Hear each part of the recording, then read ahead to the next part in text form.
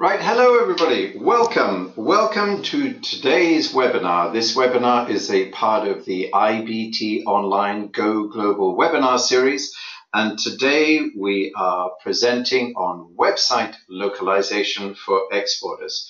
So first of all, thank you for joining us wherever you may be, and we can see from the attendee list that there are many of you from the US. A good morning to you. And many indeed from Europe, so a very good afternoon to you. And a special welcome to those 107 returnees who are joining us again, so that's coming back for more online global webinar insights and information. We hope that you enjoyed today's webinar as much as the previous ones, and thank you again for returning. My name is John Worthington. I am the CEO here at IBT Online, and it is my huge pleasure to introduce our webinar program, our Go Global webinar program. I'm back in our London office today, and I'm joined by our guest speakers. Some of you who are amongst those returnees know Susanna Hardy. Susanna is our Client Online Services Director, and Ines Botto is one of our international online marketing specialists. They've been working very, very hard this week and last week indeed with some of our colleagues, indeed some of our clients around the world, curating all of that useful information about the localized websites for exporters that we've built to get all of that valuable information, practical case studies, real experience for today's Go Global webinar. So just before we get started, a little housekeeping. So please do know that this is one of our Go Global webinar series, and our series is here to help you grow your sales, grow your brands and your businesses globally.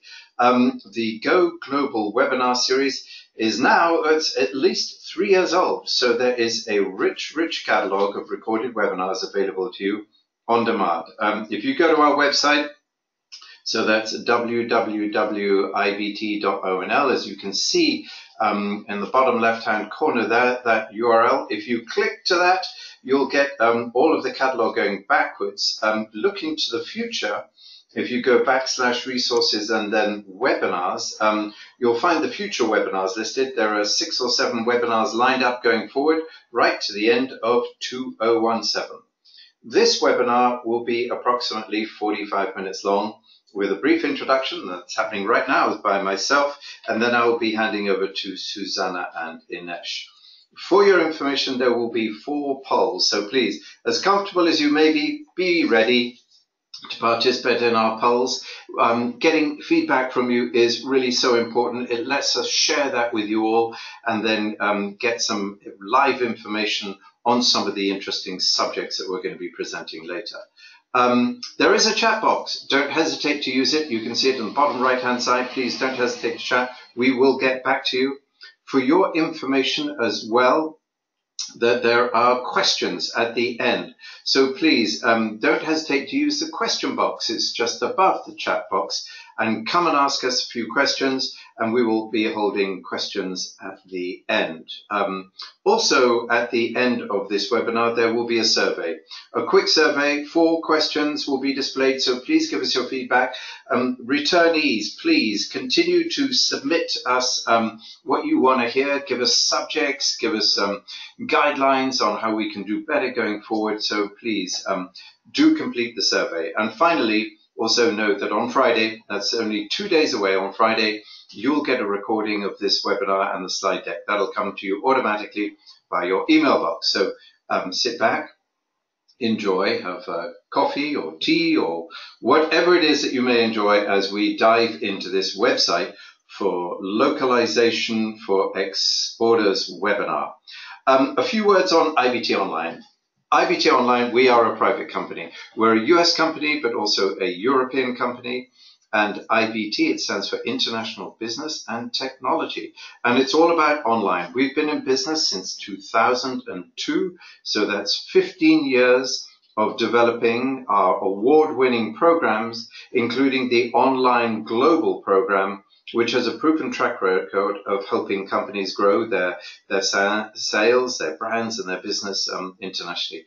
We work with over 400 companies in website localization, and that is adaptation of websites to local languages and cultures, as well as their international online marketing programs. So that's localized search engine optimization, it's social media, it's all about content, reporting, and analytics. So we deliver these programs and our clients benefit, and we're about to tell you all about that in website localization for exporters. So 2 words on our presenters. Susanna Hardy. Susanna, many of you know Susanna. Susanna has delivered many of our webinars and is IBT Online's Director for Client Services. Susanna heads up our global operations for helping companies all about the internet and how those services can best be deployed to help them develop internationally. When presenting, Susanna sometimes sounds like an American, well, because in many ways that's what she is. Susanna is half German, born in Freiburg, but was educated and has worked in the US, specifically that's over in New York, as well as over in Europe, in Brussels and Paris, and today in London. Susanna brings an expertise, international business online experience, as I'm sure many of you already know and will hear today. Ines, an international online marketing specialist. Ines speaks and works in 5 languages fluently, English, Spanish, Portuguese, French, and Italian. Ines is one of those gifted linguists who can hop from language to language, and cultural barriers seem nothing to Ines. And she has a double skill set of being a digital guru. Ines has a deep background in online marketing. It's all about web strategies for the companies in terms of their websites, as well as their social media platforms. So there we go. There's my introduction. And it really is my pleasure now to hand over to Susanna and Ines and say, good afternoon, ladies. Over to you. John, thank you so much for a fantastic introduction. And also thank you to all the audience for giving us this opportunity of talking about some of our favorite topics, website localization and how that can help exporters. So we're just going to get stuck right in here. We decided really, Ines and I decided that we'd sort of split the thing into sort of talking about first why we think one needs to go online globally, and then talk about what localized websites actually do for companies and try and get as many case studies to show you some of the examples. And then 3, sort of how do they actually work and what do they do and how should you get started really in this? How should, what steps should you be taking? So first, just to set the scene of it, we thought we'd give you a little slice, just a reminder of a snapshot that's produced by Hootsuite on a regular basis. This was done, the snapshot dates from January 2017, so it's already out of date given the growth rates in these things. But I think it's just worth remembering how omnipresent the internet is in today's world. So if you're sitting there in Boston or Los Angeles, yes, you know that you work on the internet all the time, that your company has a great website, that you look at other companies' websites. But for export markets, it's important to remember that the internet is just as important for your business contacts, whether they're in Mumbai, Hong Kong, Frankfurt, or wherever. So this is just a snapshot of just showing, 50% of the population, more than half the population now of the world uses the internet regularly. More than half of them are on smartphones, and a third of the world is on social media on a regular basis. And these numbers continue to grow. And one of the best ways I can show you that is just to look at sort of cable bandwidth and what that means and how much. I mean, these are basically the pipes that put out, the internet everywhere. And on the left-hand side, I think what's interesting here is that the sort of the gray part of those arrows is what's the potential capacity of that bandwidth. Now, it has grown 45 times since the internet was found up, in sort of the 1990s. It's expected to grow by another 9 times between now and the end of this decade, so over the next 3 years. So this is still very much a high growth area. This is not something that is tapering off, or we're not seeing an end to or a consolidation when the way people use the internet. No, this is still an ongoing growth area. And I won't spend more time out than that, but the McKinsey report here that I'm quoting has a lot of fantastic numbers in it about how the global flow of data and communication is now actually more important as a delta in GDP growth than trade in goods. And this is really also a reflection of e-commerce, mcommerce, which is continuing to grow at double-digit figures. So what does all this mean? Again, just try to give you sort of a visual view of how we see or our companies experience the world, and I'm sure, I hope that this resonates with all of you as well.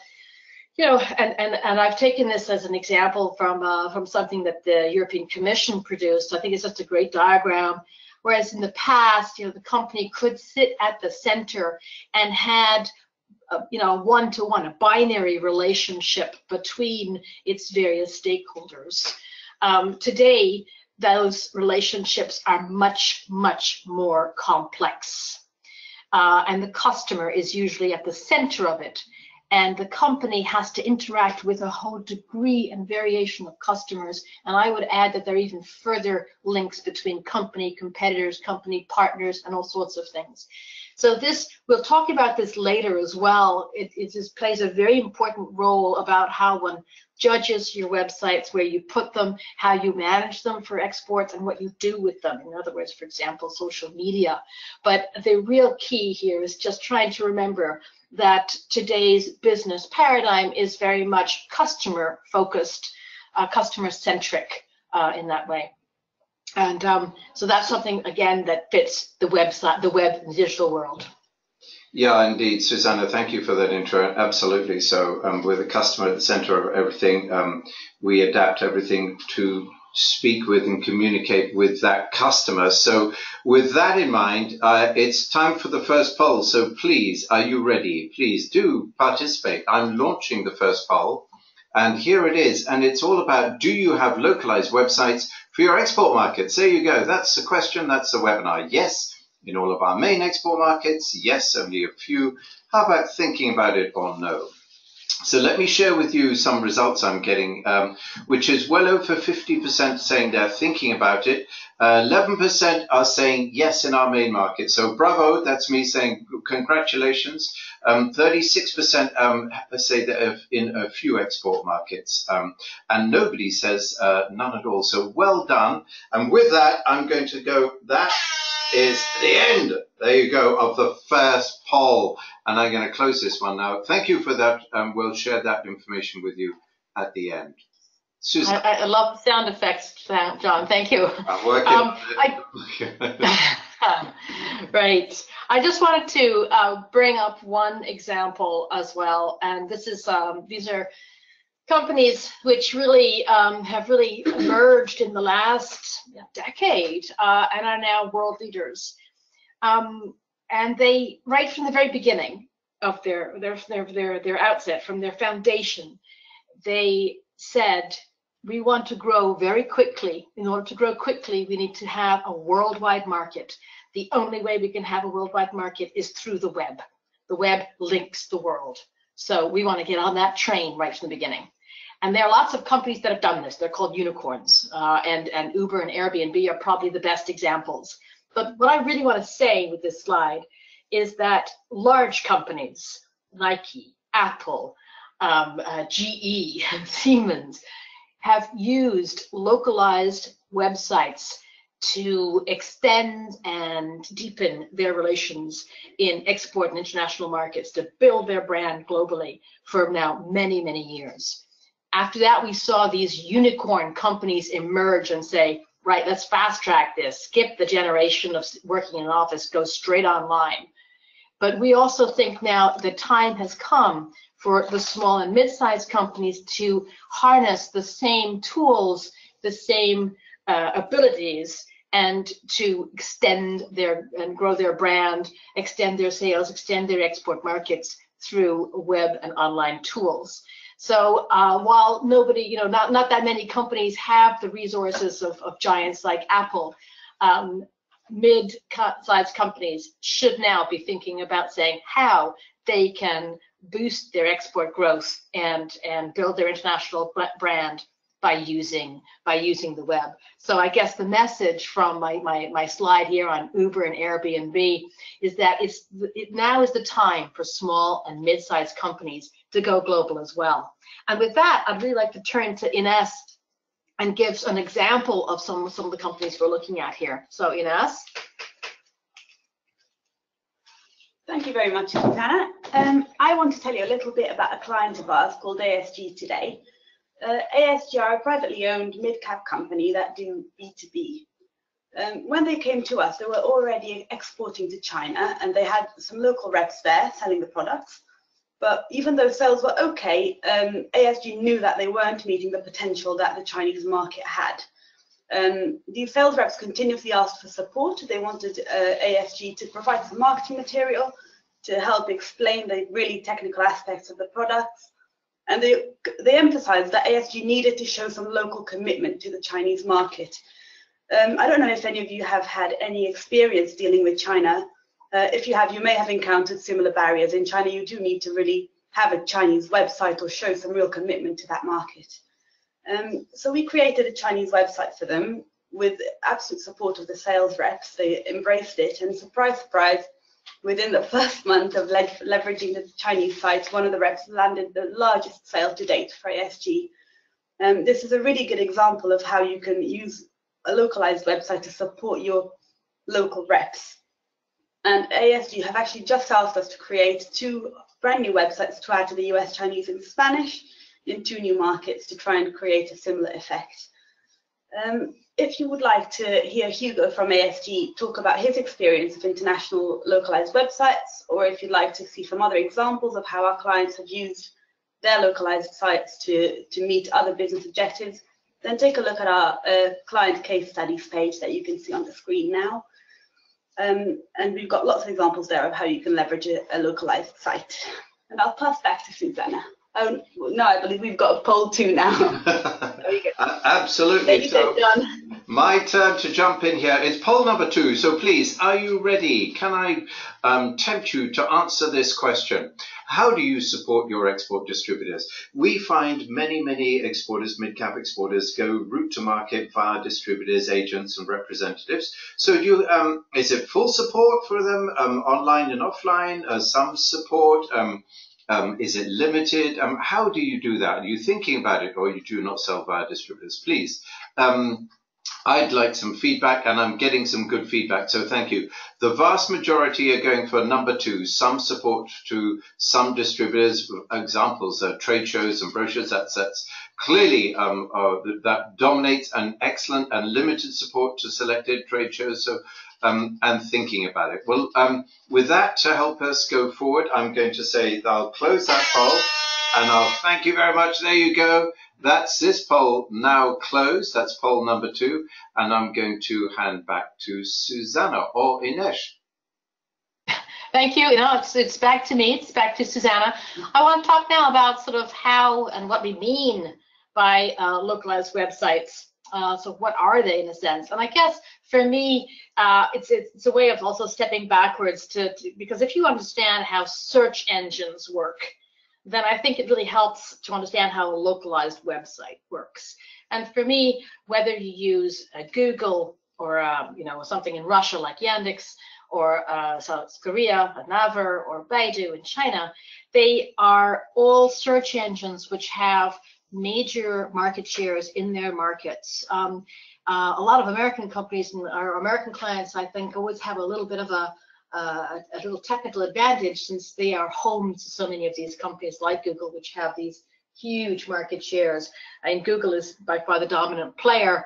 It's got 66% market share in the US, has over 95% market share in Latin America, 95% market share in Europe. So it really is the dominant player in the world. But there are other search engines. And the big other market, for example, China is an important one. Google has only 2% market share in China. So, but all of these search engines work on the same principle. They are all market specific and user focused, which means really that in different markets, you're going to have different results. even if you're using so-called the same language. So in the United States, for example, if you put in a Google search using some words, you may very well get a very different result if you use the same words in the UK. It's both English, but you will get different results. So search engine optimization is country specific. And therefore it stands to reason that your websites have to be country specific. You know, if you are the user, Google knows that you're a user and you're looking for something, then it will direct you to the most relevant websites. Your UK website is just not going to penetrate into the US market with any efficiency. Just one other thing just on search engines then, as I said, market specific and user focused.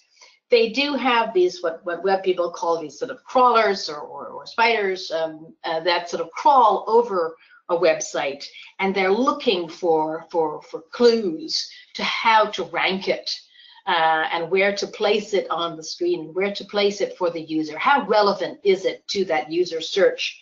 And should it be ranked above or below? So people on the web spend a lot of time, people on websites spend a lot of time trying to get their website to be well optimized so that these creepy crawlies can distinguish it best and rank it highly. But for all search engines, what's really important is to have this high quality, unique content, which, you know, it hits the right words, the relevant keywords, and it is right for that search. It fits best what the person searched for. So it is the most user-focused possible. So your website is highly market-specific and the most user-specific as possible. So then how do you then work out to have a localized website? Well, I've listed here some of the characteristics that we regard as essential for a localized website. And as you can see, just like a search engine, they are market specific and user focused. Now, out of the 5 on this page, there's really, I've talked about optimizing it for search engines. There's really one, though, that I want to home in on, and that is about registered domain names, the very first one. These are something that we find clients often sort of will ignore. They're perhaps not aware of their importance. But in a way, this is your online address. This is the address to your online real estate.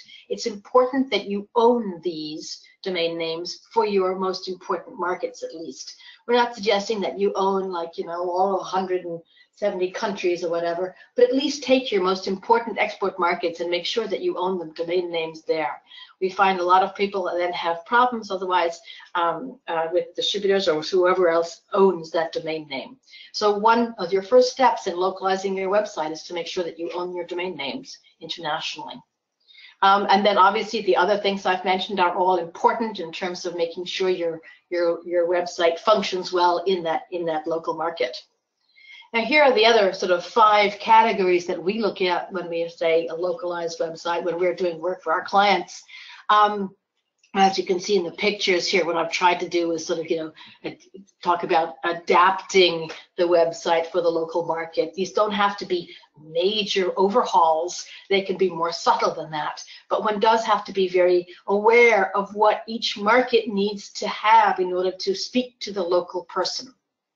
And there's one of the aspects here that I want to really highlight as well. Again, it's something that we find our clients or companies have, you know, they put it right down their to-do list, and that is the regulatory requirements. This is actually something that we feel is going to come up more and more frequently in the years to come. In April 2018, there's going to be a big reworking of the European ones, and that will have a major impact. So really, it's important that you have good regulatory requirement and regulatory compliance. As I said, this is something that's a very real issue and is going to become more and more relevant, we feel, as we go on. One of the other things about localized websites that I want to highlight really is that you can have different websites for different types of market and different ambitions. So that even though all of them have to be adapted to design and have regulatory requirements and domain names, they can be tweaked to really fit your business strategy. Ines and I were thinking about how best to explore that, and we felt really it's kind of like having a mothership.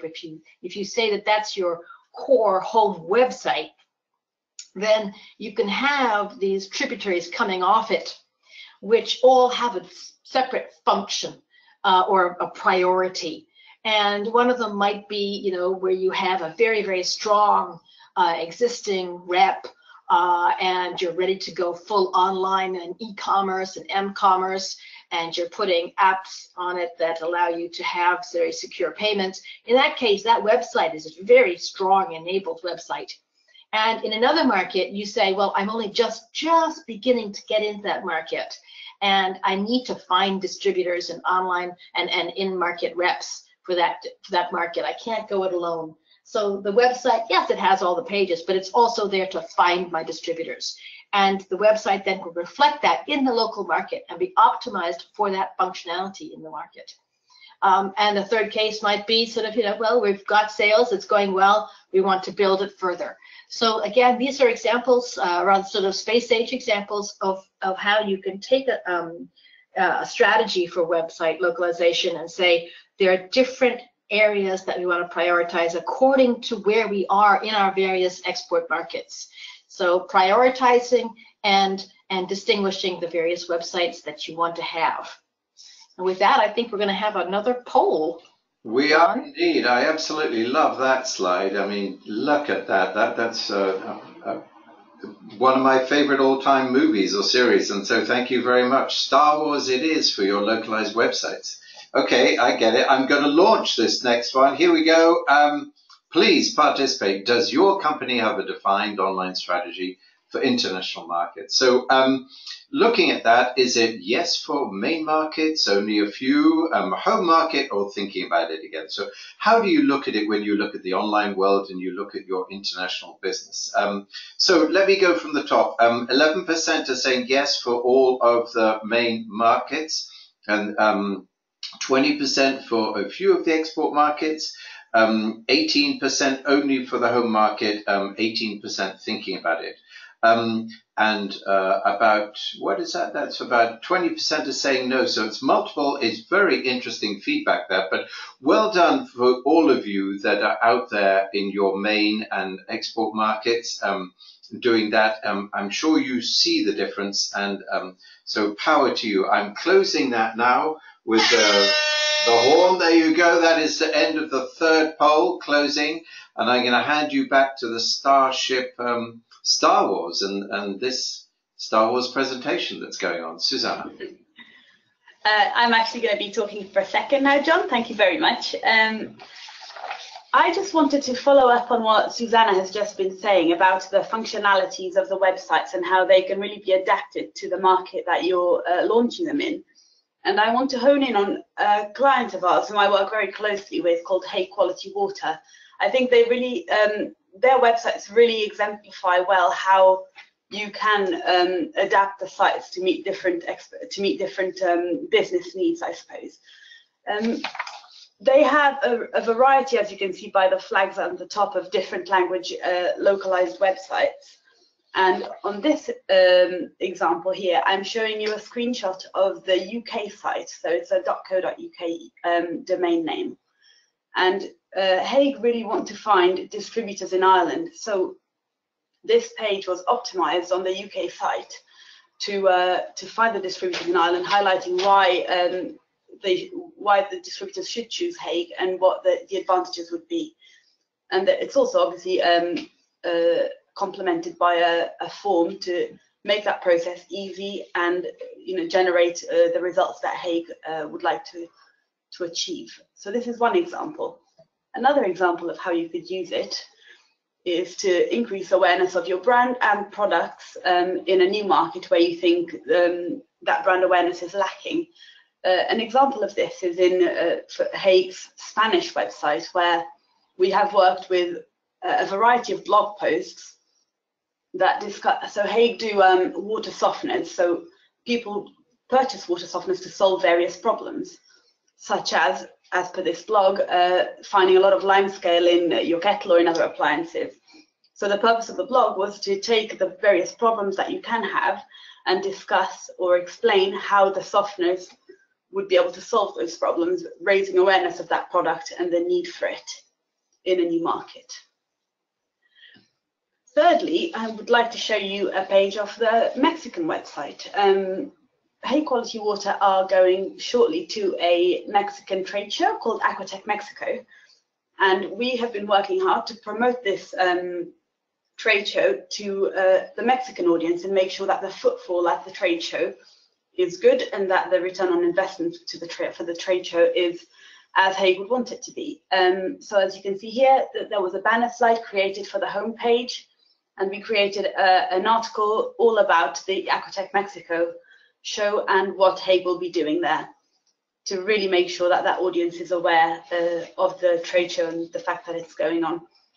These are 3 examples of how you can, really tailor your website to meet your needs, and all of this can be then promoted and capitalized on using social media and Google advertising to really get your reach out there.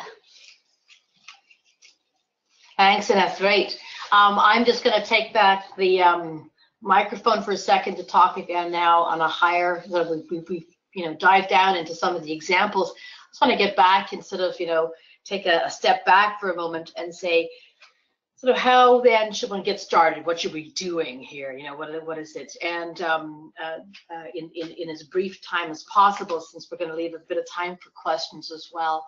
Just getting back to some of these macro numbers, again, for us, it's looking at some of the numbers on the macro side, whether it's e-commerce, m-commerce, B2B e-commerce. These are still very, very strong double-digit growth areas, so that the return on investment on websites can really be plotted very, very easily, very, very well. You're sort of on a rising tide in that sense. So from our point of view, small and mid-cap companies who are investing on their international websites can really be in a winning situation. So I guess I wanted to take a quote now. Phil Schiller, who's basically he's head of marketing for Apple, was basically saying that a company's website is their single most valuable sales and marketing tool, and we would definitely concur with that. We've just seen how companies can use it and then can direct it. It can direct localized websites to build brands, grow sales, and businesses in specific markets, depending on how those markets can work. So, if you're looking for distributors in one market, then you can fashion websites that do precisely that more than others, and so on. So I hope that some of those examples have seen that. And we have been, there's one big topic which we haven't really gone on to. We have other webinars, but we have talked about it, and that's really about how the websites are used on social media.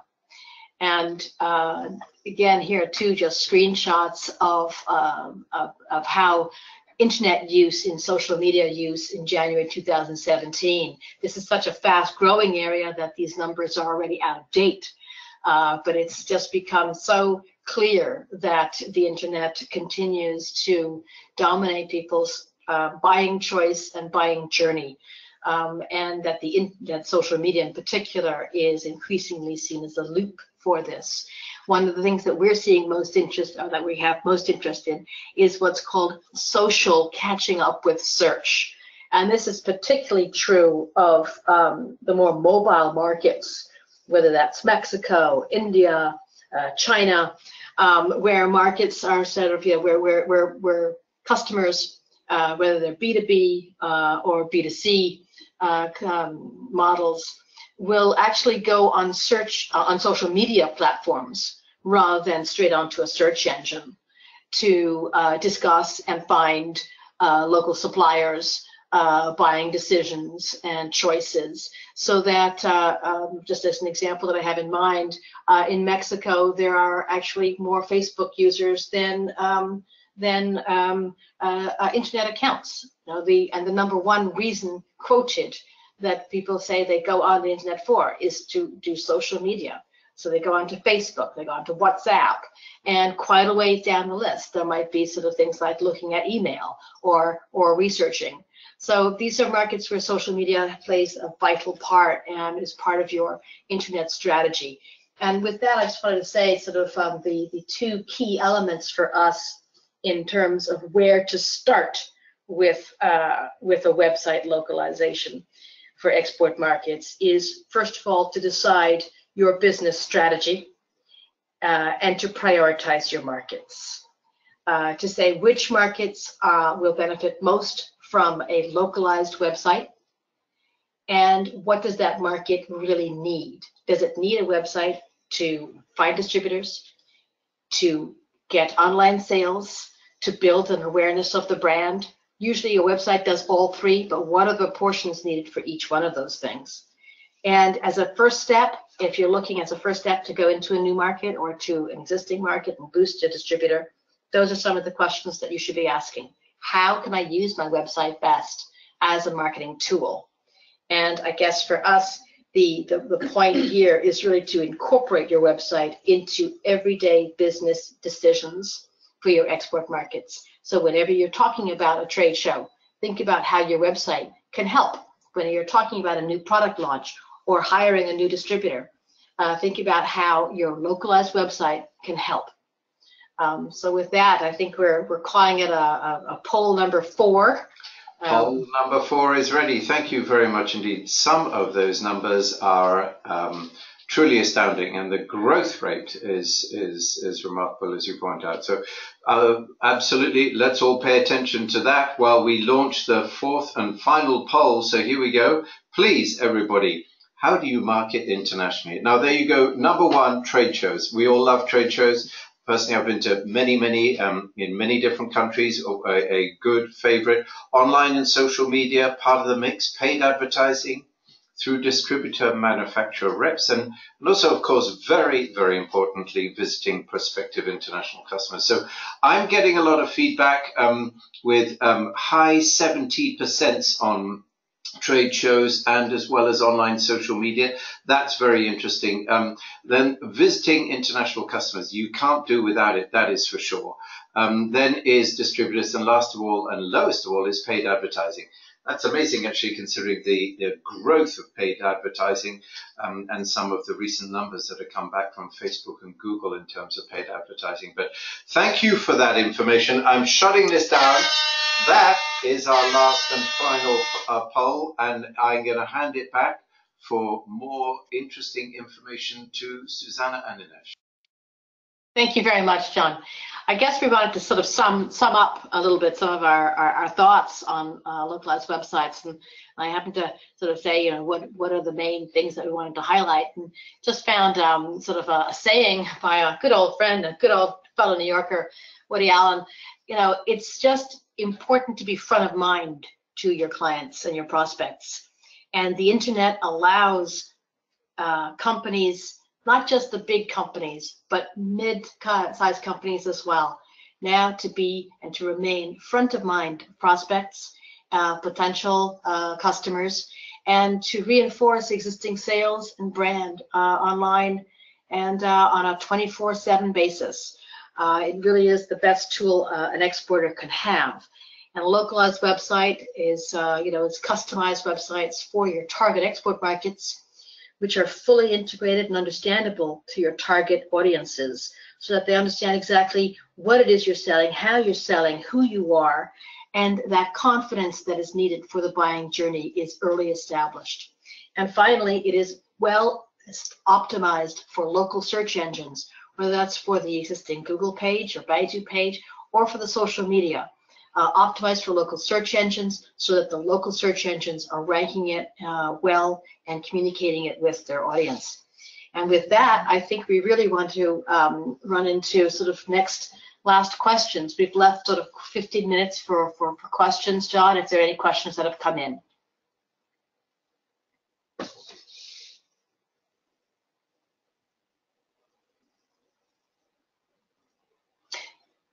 I might want to just highlight on this slide as well. We are looking at, we have a lot of resources on our website. If you go to IBT Online, our resources, not just the webinars that John was pointing out earlier, but also our ebooks and white papers. And we'd love to hear from exporters. And if you have particular issues and worries and thoughts, let us know, and we'd be delighted to exchange with that. And then, John, if you're there, we'd love to, if there's any questions. Thank you. Susanna, thank you for that. Thank you indeed, and Ines, both of you, thank you. There are a bunch of questions, and just taking off the top, a couple of people have asked, are we going to be sending out that presentation? Yes, indeed. We are on Friday. Please, your email inbox will have a thank you for attending and a link, and there you will be able to go and see the slide deck and the presentation, and it'll all be there. So do know that. And I'm going then to jump to the first one, and I thought this one, let's go for Ines. Ines, as I said earlier, being something of a linguistics as well as a digital guru, I've always been somewhat envious of your ability to speak languages. Here's one on the use of professional translation versus using people who understand the industry. Now, you're somebody who speaks many languages. What about it, such as distributors or reps that may not be professional translators? What's your view on all of that? Okay, John, great question. I would this is something that comes up quite often with our clients. I would definitely recommend getting your local reps or local distributors involved with the translations for the new markets, just to make sure that the terminology is consistent, that the industry knowledge is there. But to be honest, I think it's a very bad idea to get your distributor to do all of the translation. A professional translator will have all of the grammatical knowledge, understand the marketing style that is needed to really convey the message on a website or on social media. And I think we're definitely better off going with a professional. I thank you for that. That's great. That sounds very, very logical. And indeed, that's a professional talking about professionals. So thank you. Susanna, another question in this one. Let's choose this one. It's a US company, and they say that they have a great distributor, but it's all going well in Japan. What about the role of a Japanese website? And a good point, actually, this one here goes on, and who should be in charge? Well, there you go. That's an issue, isn't it? You build a website, who actually runs it? How does that happen? That's a very good question, and it sort of leads on very well from what Ines was talking about. A lot of our clients also, they want to involve a local rep, they want to involve a distributor, but it's important also to make sure that you maintain control. The company, after all, as I said earlier about domain names, it is your brand, it is your online real estate. You need to maintain that control of it. Yes, involve the distributor, but it's up to you and to own the website and to own the content of it. Important for that.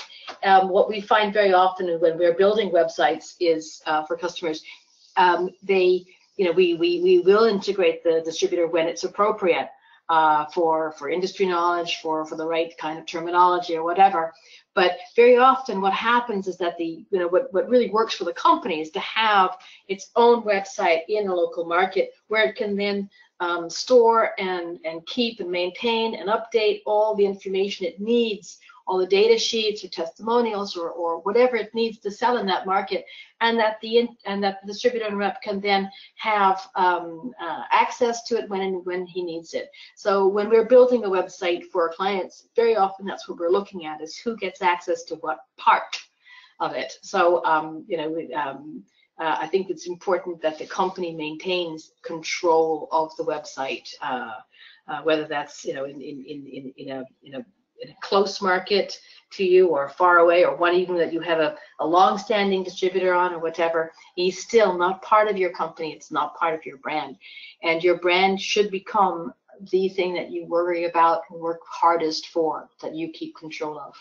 John, I hope that answered the question. I should imagine so. We will find out. I mean, please keep the questions coming in, and do know that if we can't answer them now, We will be picking up on them over the days to come and share them out amongst our staff, and we will certainly get back to you.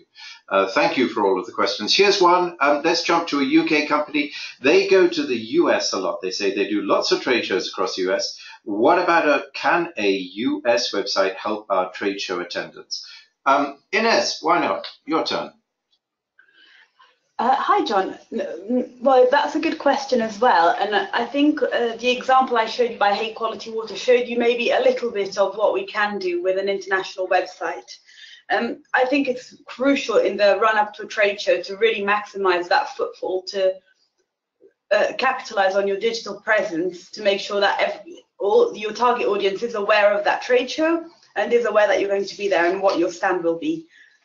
We would certainly leverage a local website in that situation. Up to 2 months before the trade show, we often help our clients out, by creating dedicated web pages, banner slides. We run AdWords campaigns, run social media campaigns, and we see great results from that. I hope that answers the question. I don't know. That question was from Damien. I'm sure that Damien will let us know. And Susanna, for you, how about this? There you go, German. A German company, they're coming in and they're writing in English here. US targets are almost all on the West Coast for them. Is there a way to target them specifically through a US website? That's a good question. And the simple answer is yes. With today's technology, you can really home in with geolocation. You can really make sure that you're targeting the right people and that the right people are seeing you, and that you are very visible to them, and they are very visible on your website. So we have clients who are targeting individual cities. Where they know that their main clients are. So it is definitely possible to target individual areas and zones. It's interesting as well what Ines was saying on social media for trade shows. One of the examples we see regularly as well for trade shows when we're looking at advertising is how to segment an audience so that we're really focusing in on the target audience in a specific area. This is very similar as well to looking at a website and getting a geolocation. So for social media, we can really identify also, just all of a specific industry component within a certain geographic zone. So in today's world of big data, you can really hone in on very niche, very specific, both product categories and geographic zones. And that's a very effective way of using websites to generate leads and footfall for trade show, but also leads for your website. I hope that was helpful, John. Well, as I say, we'll find out, and I think that does lead us to say we've added 48 past. We've overshot by a few minutes. We want to thank you, everyone. Thank you for participating today.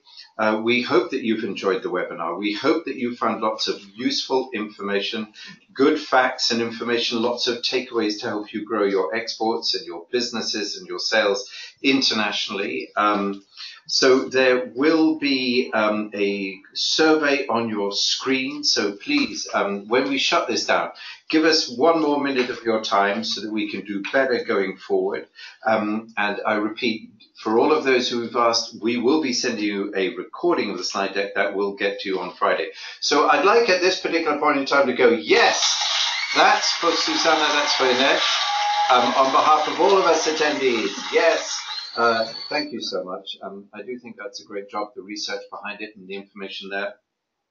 We thank you for attending. We wish you a great day, and we look forward to seeing you again in the future. And from the Online Global team at IBT Online, thank you so much for attending today. And let's go online and go online globally. Thank you very much, and bye-bye from us.